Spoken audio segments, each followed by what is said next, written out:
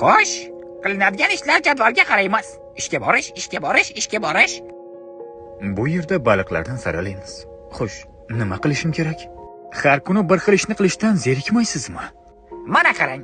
Men yashashni aniq bilaman. Ertalab turaman, yuzimni yuvaman, ishga kelaman, kun bo'yi ishlayman, uyga boraman, dam olaman, ertalab turaman, yuzimni yuvaman, ishga kelaman. Lekin dada, nahotki boshqa biron bir ish qilishni o'ylab ko'rmagansiz?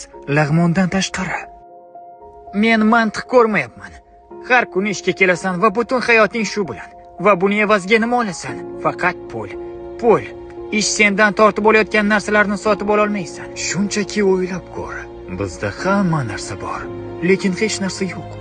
Biz xohlagan narsamizga erishdik.